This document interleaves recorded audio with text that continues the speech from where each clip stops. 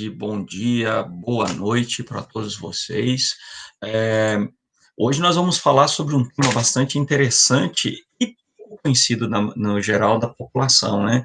Porque estamos lidando ainda com micro-organismos unicelulares, organismos microscópicos, né? Então, na aula de hoje a gente vai abordar especificamente sobre o reino protista, ou também chamado de protista, propriamente dito, né? Então, esse grupo é um grupo bastante interessante, porque parte deles são organismos que vivem em água parada, são responsáveis, então, pela alimentação de várias espécies de organismos, insetos, é, pequenos peixes, anfíbios, etc. E também eles podem auxiliar na degradação de matéria orgânica ali no substrato, né, ajudando, então, a ciclagem de nutrientes. Outros são responsáveis por causar doenças na população. Então, esse reino, especificamente, são constituídos por organismos eucariontes, ou seja, além de serem unicelulares, eles já possuem uma estrutura celular organizada, diferente dos indivíduos do reino Monera, que apresentam um núcleo desorganizado. Eles não possuem carioteca, que é essa membrana que envolve o material genético. Então, esse grupo de células aqui são muito mais complexos. Vocês vão ver pelas imagens que a gente vai mostrar, eles possuem uma série de organelas, mitocôndrias, centríolas, complexo de Golgi, retículos, vacúolos, uma série de estruturas que não estão presentes nos indivíduos do reino Monera. Suas principais características são, eles são divididos em dois grandes grupos, o grupo dos autótrofos, que são as algas protistas, e o grupo dos heterótrofos, os protozoários, aqueles que não conseguem produzir o seu próprio alimento. Então, as algas geralmente vão estar em águas paradas, rios, lagos e no oceano, e os heterótrofos, os protozoários, também gostam muito de ambiente de água parada, porém, alguns deles são causadores de doenças. A gente vai conhecer um pouquinho sobre esses micro-organismos. A primeira imagem mostra para vocês aí um protozoário ciliado, muito conhecido, é um paramécio, é um dos grandes protozoários que nós temos na natureza, e esse protozoário é um protozoário de vida livre, ou seja, eles não causam nenhum tipo de doença na população. Eles gostam de águas paradas, próximo de matéria orgânica em decomposição, folhagem, ervas, qualquer tipo de vegetal que esteja em decomposição, eles geralmente gostam de ficar nesses ambientes. Aqui ele tem uma estrutura que funciona como uma boca, para absorver os nutrientes. Então, ela tem esse tubozinho, onde esses nutrientes entram e inicia-se o processo de degradação no seu interior. Vocês vão ver aqui uma parte mais escura, ó, é o núcleo desse protozoário, além de uma série de vacúolos que estão aqui inseridos, que logo em seguida eu vou explicar mais detalhes para vocês. Tá? Esses organismos apresentam, alguns são de vida livre, outros são parasitas, e existem também aqueles que são simbiontes. O que significa ser simbionte? Os simbiontes são aqueles que geralmente vivem no trato digestório de outros organismos. Então, por exemplo, os bovinos têm no seu rumen, né, a pança que a gente fala, o rumen, ali dentro tem um conjunto de protozoários que auxiliam na digestão da celulose do vegetal que eles consomem. O mesmo acontece com os cupins. Os cupins têm dentro do seu trato digestório esse protozoário aqui, a triconinfa. E essa triconinfa é bastante interessante porque ela consegue digerir a celulose da madeira que o cupim consome. O cupim, por si só, não consegue degradar a celulose. Então, eles têm uma relação simbiótica, e essa relação simbiótica que ocorre entre eles aqui é uma relação de cooperação múltipla. A gente chama de protocooperação.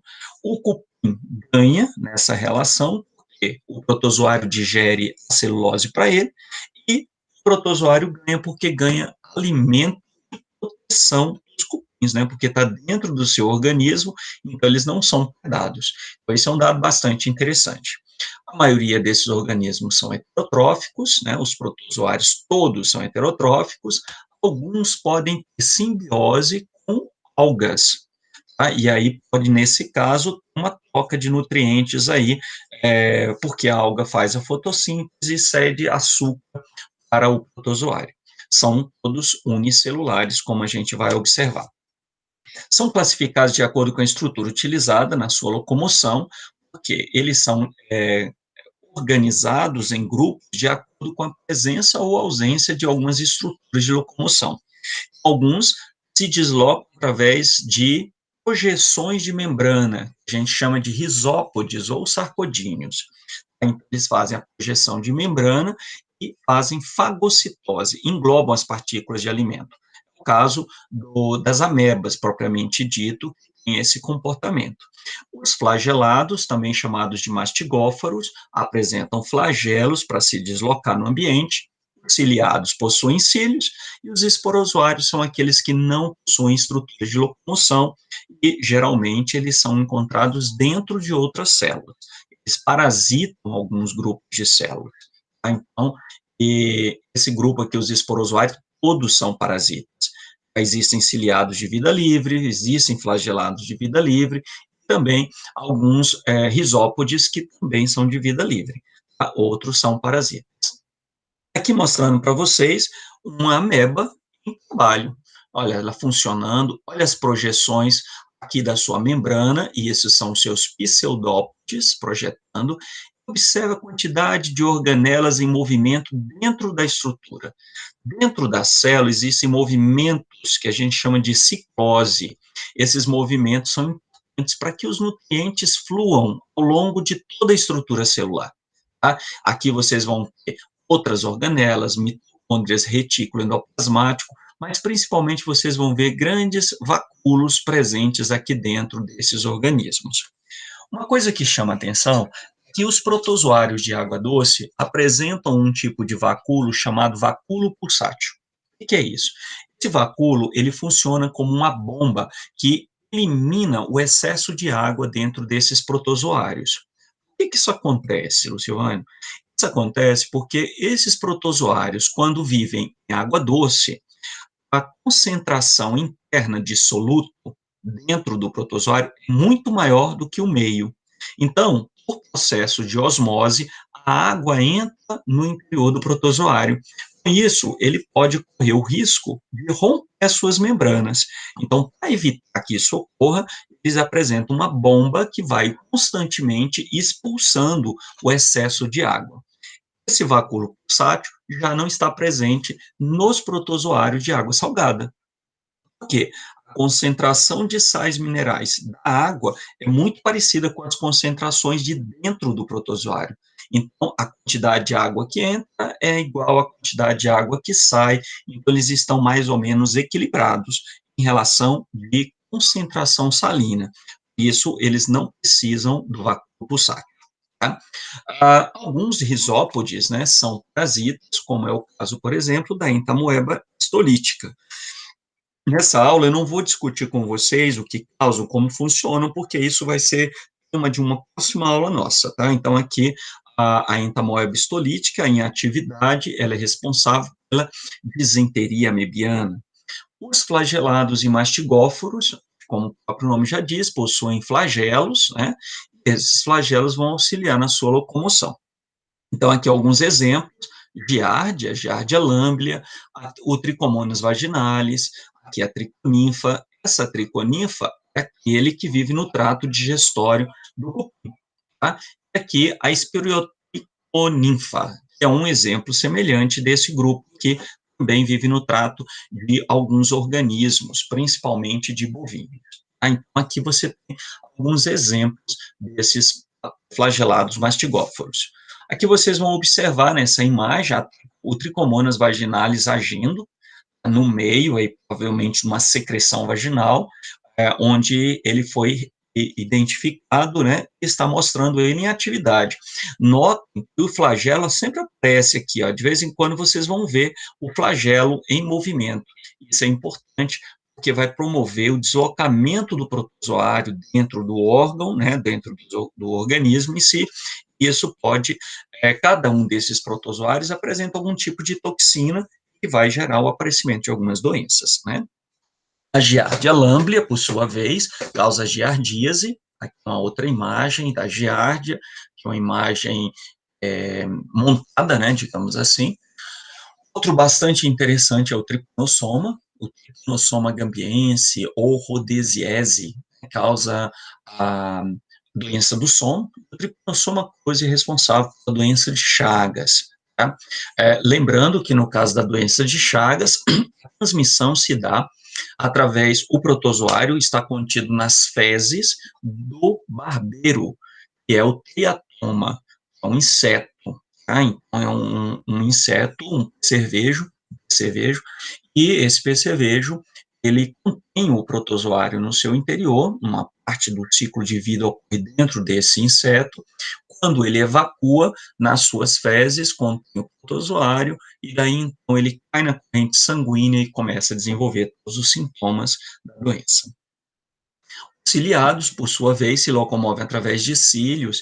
Esses cílios, eles têm movimentos concatenados, bastante ordenados, e dessa forma eles conseguem se deslocar com grande rapidez. Tá? Aqui é um exemplo de um paramécio, que é um protozoário de vida livre, aqui uma imagem de microscopia óptica, e aqui um desenho esquemático, né?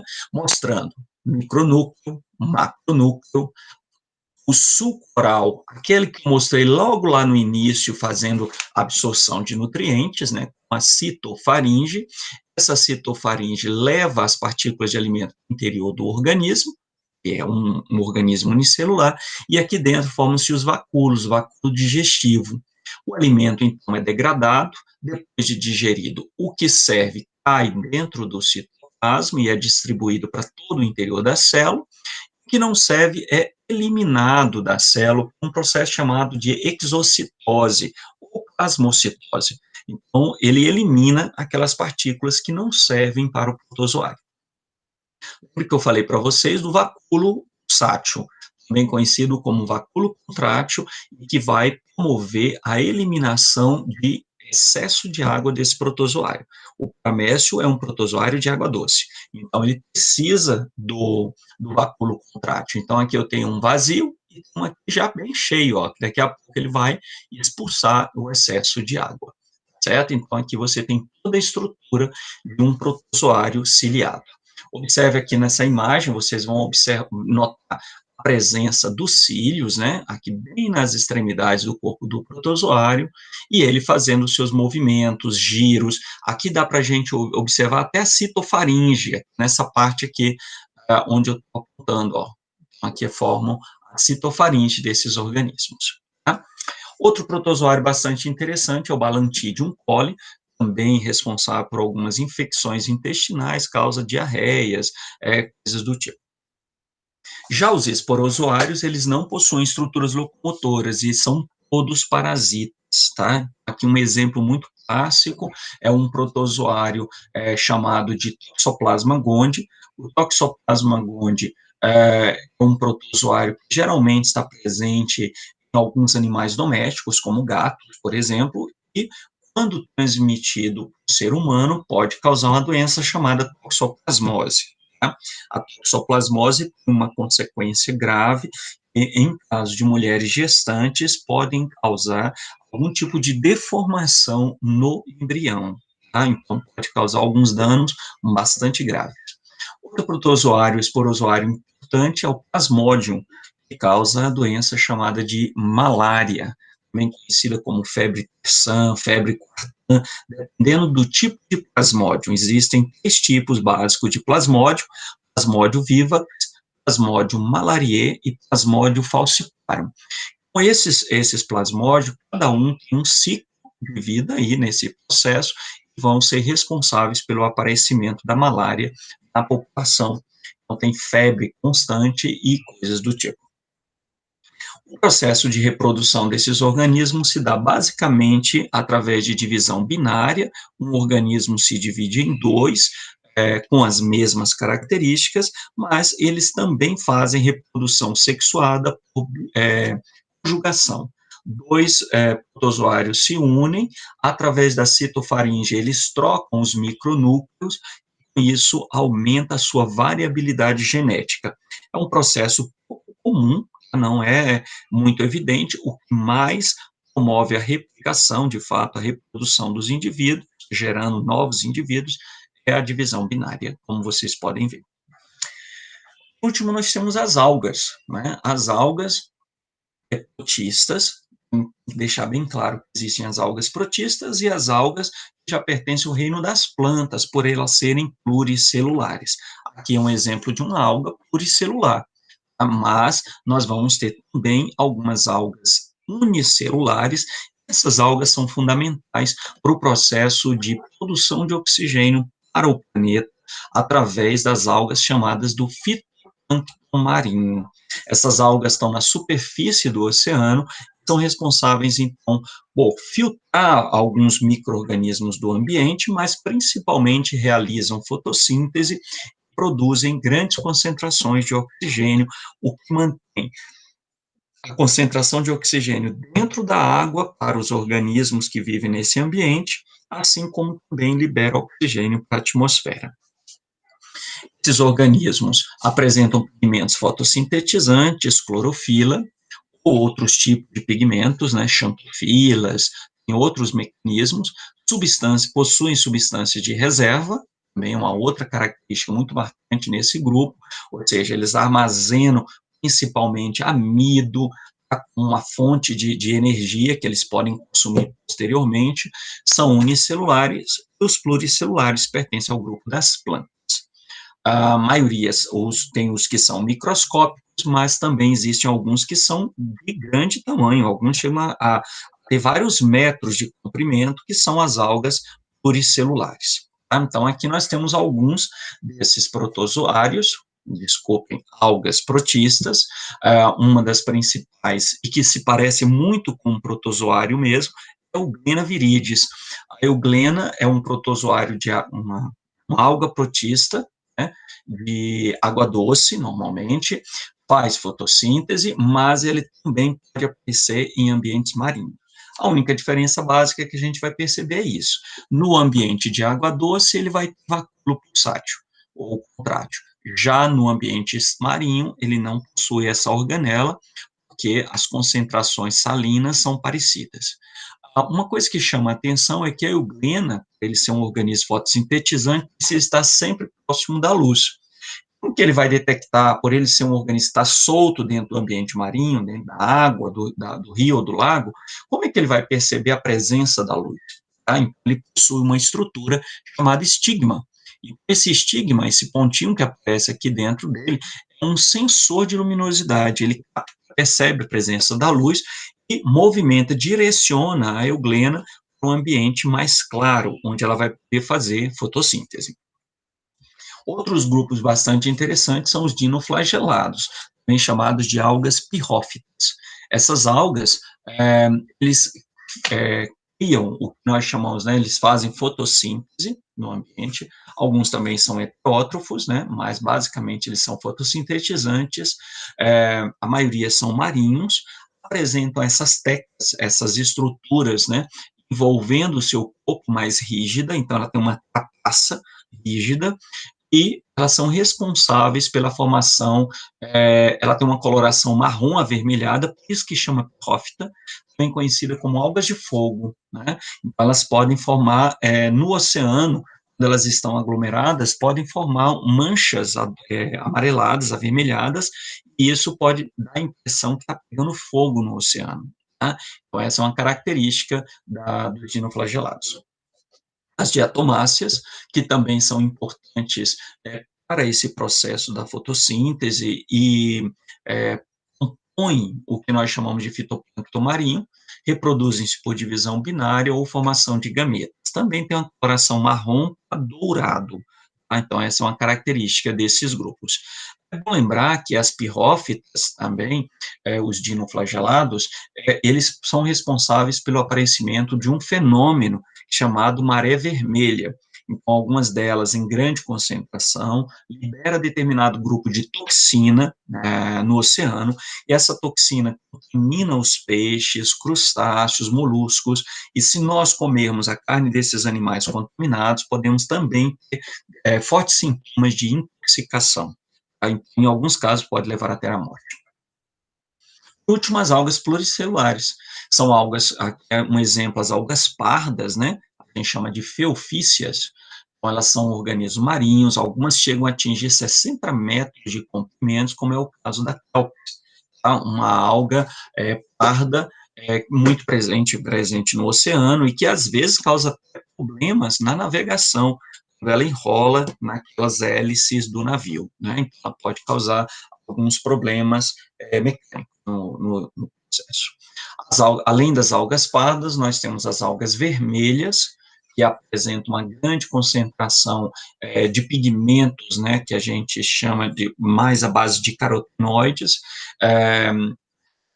Pode aparecer em água doce, mas principalmente eles estão presentes nos mares e em locais úmidos. Tá? Ela possui uma espécie dessa aqui, a porfira, também chamada de nori, né? Elas são usadas para enrolar o sushi, né, nos alimentos japoneses, tá? E apresenta essa pigmentação avermelhada. As algas verdes, que são aquáticas, também espalham em grande concentração e gostam de locais bastante úmidos. Elas têm uma substância meio gelatinosa. Essa substância gelatinosa dessas algas, a gente retira a produção de meio de cultura para bactérias e fungos, é o chamado de agar. Tá? Então, o agar é um tipo de gelatina extraída de algas verdes, tá? Que serve para procedimentos em laboratório. Como vocês viram, os indivíduos do reino protista têm grande importância para a gente.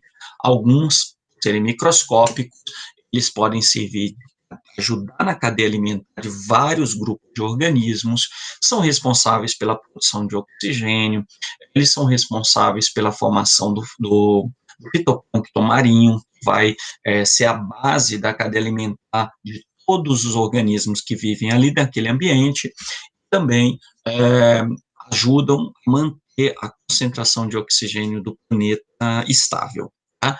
Além disso, podem ser usadas como alimento, na indústria, na produção do agar, tá? Que a gente consegue trabalhar em laboratórios com esse agar. Esse agar, na realidade, produz a gelatina, né? Que a gente também utiliza na alimentação. Aqui um exemplo clássico, também o uso de algas, que servem para enrolar esses sushis japoneses, né? Essa alga nori, eles usam para fazer esse processo. Os japoneses têm um hábito de consumir uma grande concentração de algas na sua alimentação. As algas são fontes de sais minerais importantes e muitas vezes a gente não encontra em outros vegetais que são cultivados no ambiente terrestre. Então, por isso, é tão interessante o consumo, né, pelo menos esporadicamente, dessas algas para equilibrar as dosagens de sais minerais do nosso corpo. E, por último, é claro, muitos desses protozoários são causadores de doenças e, portanto, merecem uma atenção da população, né? A gente precisa conhecer um pouquinho sobre esses protozoários, onde eles vivem, como eles funcionam, que tipo de toxina eles liberam, como eles agem no organismo, como a gente se previne, como podemos tratar essas doenças. Então, existem mecanismos pelos quais a gente pode se prevenir dessas doenças, e algumas são bastante graves e não tem um tratamento específico, algumas são doenças crônicas, como é o caso da doença de Chagas. Então, a gente faz o manejo, o acompanhamento do paciente, mas a gente ainda não tem um tratamento eficiente para essa doença. Da mesma forma, a malária também é um problema grave, crônico, né? No Brasil, a gente tem regiões endêmicas de malária e de outras doenças que a gente vai estar abordando nas próximas aulas. Meus queridos, esse é o tema da aula de hoje. Eu espero que vocês tenham entendido como que funciona esse grupo de protozoários. Tá? Busquem na internet algumas imagens, vídeos que falam sobre eles e estudem agora sobre as doenças causadas por protozoários. E na próxima aula a gente se vê. Um abraço e até mais. Tchau, tchau.